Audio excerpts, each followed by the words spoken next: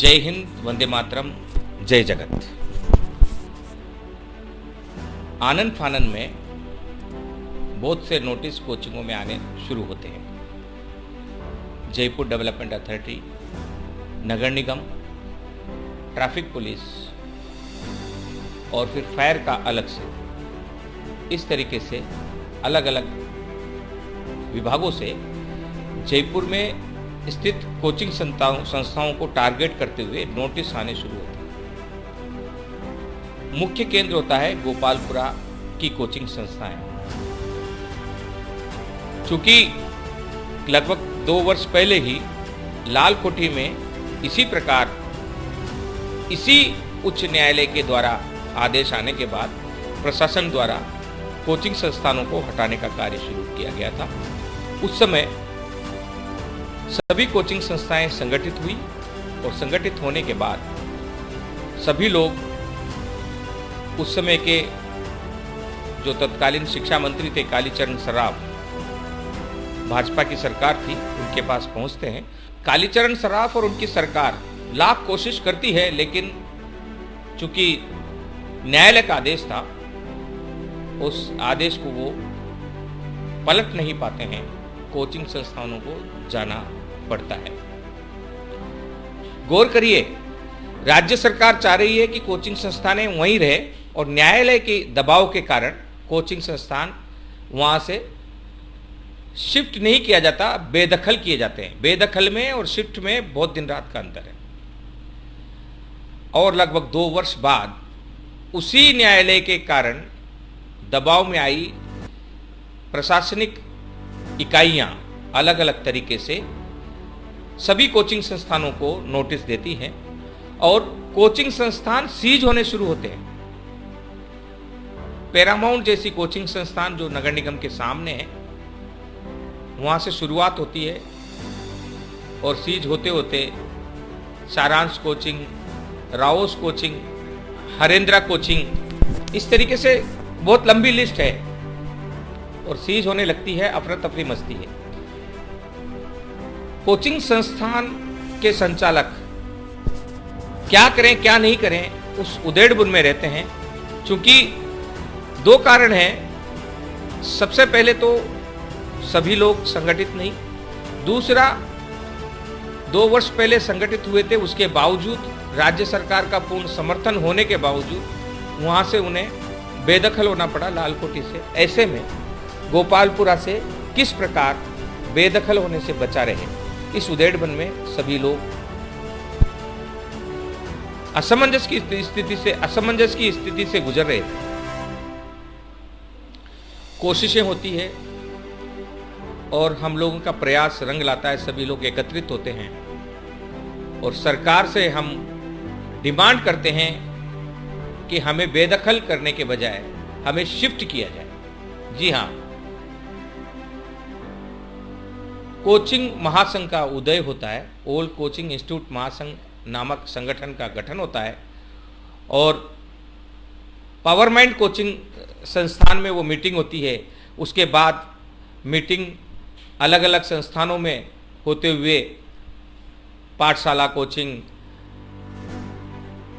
अभिव्यक्ति कोचिंग, संकल्प कोचिंग, आपके अस्तित्व कोचिंग, अभिज्ञान कोचिंग, मिशन कोचिंग, अधिगम कोचिंग, इन तमाम कोचिंगों में अलग अलग समय पर मीटिंगें होती है और सरकार पर दबाव बनता है।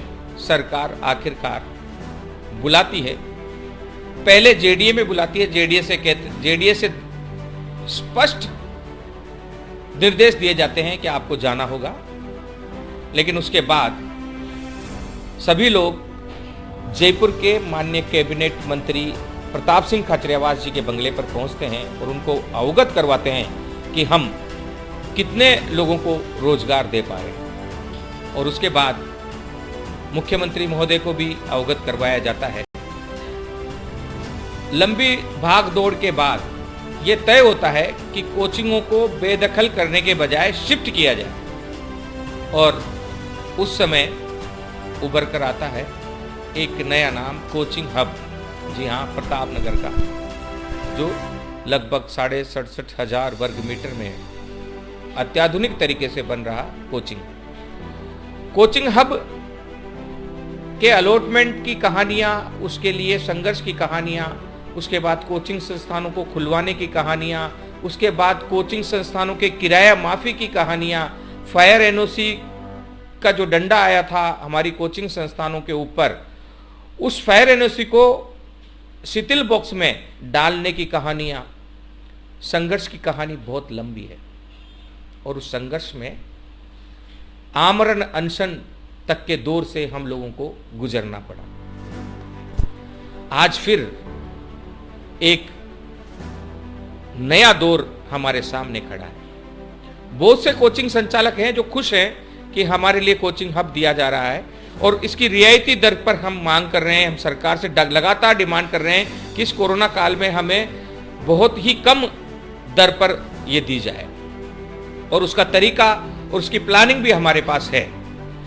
लेकिन एक जो सबसे बड़ी जो आज जो हम आपके सामने कहना जा रहे हैं वो ये है कि एक बहुत बड़ा तबका गोपालपुरा में कोचिंग संस्थानों की खुद की बिल्डिंगों में कार्य कर रहा है और एक बहुत बड़ा तबका गोपालपुरा में कोचिंग संस्थान, हॉस्टल और लाइब्रेरी संस्थान के किराए से आने वाले आय से अपनी आजीविका चला रहे हैं, अपने कार्य को चला रहे हैं और कई अन्य कर्मचारियों को उससे अपना जीवन चलाने के लिए मदद मिल रही है।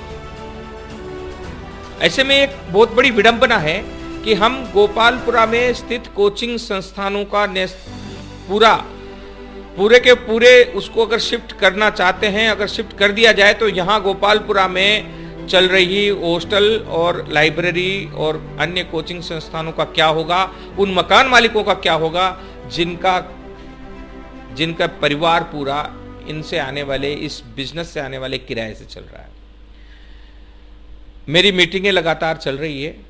कोचिंग महासंघ के प्रदेश अध्यक्ष की जिम्मेदारी मुझे कोचिंग संस्थानों के हमारे साथियों ने दी हुई है। उस जिम्मेदारी को मैं निभा रहा हूँ और उस जिम्मेदारी को निभाते हुए लगातार मैं ये प्रयास कर रहा हूँ कि कोचिंग संस्थान गोपालपुरा में भी रहे और कोचिंग संस्थान कोचिंग हब में भी रहे और कोचिंग हब सफल भी हो, उसकी भी प्लानिंग है।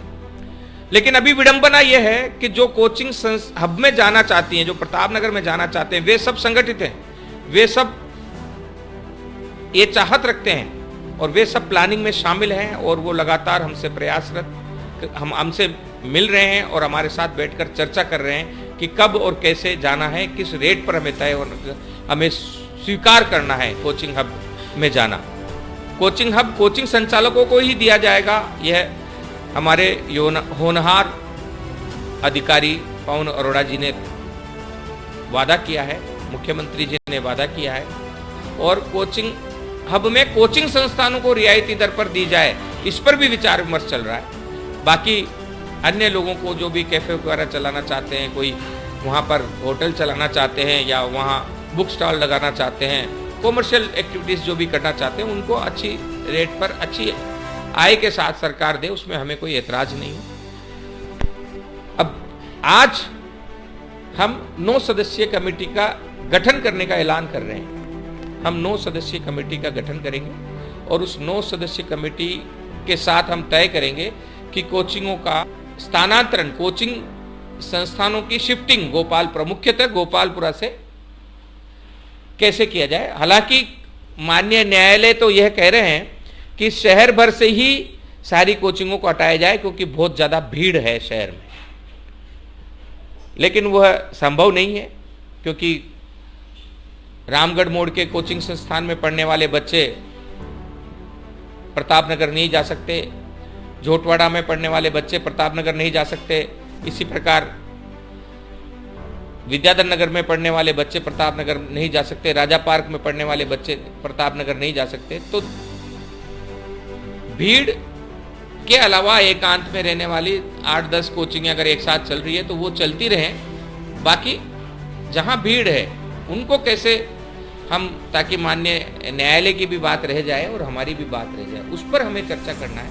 तो ये 9 सदस्यीय कमेटी का गठन किया जा रहा है कोचिंग संस्थानों के संचालकों को लेकर। एक समिति पहले गठित हो चुकी है 9 लोगों की, जो एग्जामिनेशन फ्रॉड इन्वेस्टिगेशन यूनिट के रूप के साथ में जो एसओजी का गठन हो रहा है उसके साथ में कार्य करेंगे। इस देश का निर्माण करना है, इस देश को व्यवस्थित करना है, हर क्षेत्र को व्यवस्थित करना है। हमें आज़ादी मिली उसके बाद से कभी व्यवस्थित तरीके से विकास के लिए किसी ने भी सोचा ही नहीं, लेकिन अब सोचना होगा। तो ये ऐसी चीज़ें हर शहर में आएंगी। कोचिंग हब हर बड़े शहर में आना है। सीकर में हमारी तैयारी चल रही है लगातार, सीकर में हम कोचिंग हब लेके आना चाहते हैं। जो भी लोग, जो 9 कोचिंग संस्थान के लोग, मुख्यतः गोपालपुरा के जो लोग इस कमेटी में शामिल होना चाहते हैं, प्रतापनगर और जगतपुरा के लोग भी इसमें आएंगे, वहाँ की कोचिंग संस्थान भी आएंगे, क्योंकि नेचुरली उनके पास में वो कोचिंग हब पड़ता है, तो पहला हक उनका भी है। तो वो लोग इसमें शामिल होंगे और हम 9 लोगों का 9 सदस्यीय समिति का एक कमेटी का गठन कर उस पर विचार विमर्श करके फिर निर्णय आगे बढ़ाएंगे कि क्या निर्णय होना चाहिए। हाँ, ये तय है, हमारे संघर्ष ने कोचिंगों को उनका सम्मान दिलाया, उनका हक दिलाना बाकी है, वह भी हमें मिलकर रहेगा।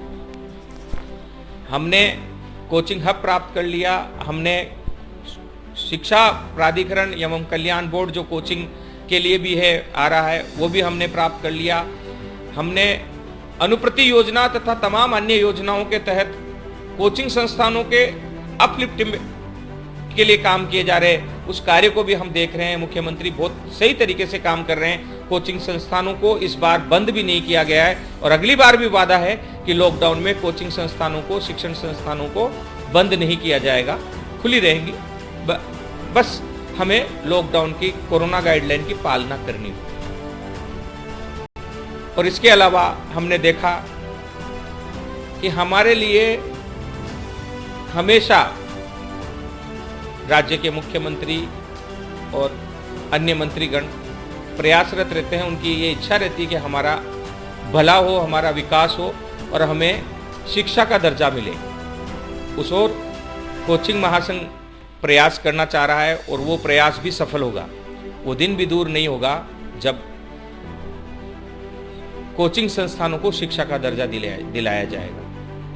अगर हम सब एकत्रित होकर इसी तरीके से आगे बढ़ते रहे तो हमें हमारा हक भी मिलेगा। बहरहाल मैं आप सबसे निवेदन करता हूं कि जो 9 कोचिंग संचालकों का समर्थन हमें चाहिए एक अलग समिति बनाने के लिए, उसके लिए आप लोग आगे आएं, आप लोग मदद करें। और जो विचार आपके पास है कि अगर आप गोपालपुरा में रहना चाहते हैं तो वो बताएं हमें, अगर आप गोपालपुरा से शिफ्ट होना चाहते हैं तो वो बताएं हमें। जयपुर के लिए हम बात कर रहे हैं, इसके अलावा कोटा, जोधपुर, उदयपुर, सीकर, अजमेर, जितने भी तमाम बड़े शहर हैं वहाँ अगर कोचिंग हब अलग से चाहिए तो वो हमें अवगत करवाएं। यह सरकार हमारे लिए अनुकूल बनी हुई है, इस सरकार से हमें बहुत कुछ मिलने की आशा है। जुड़े रहिए और सुझाव देते रहिए। गांधी टीवी चैनल नहीं, एक मिशन है राष्ट्र निर्माण के लिए। आप गांधी टीवी को लाइक करें, सब्सक्राइब करें, आगे बढ़ाएं और जुड़े रहें। और आप भी थोड़ा बहुत समय निकालकर अपने आसपास के क्षेत्र के लिए पत्रकार बने, हम आपकी पूरी मदद करेंगे। जय हिंद, वंदे मातरम, जय जगत।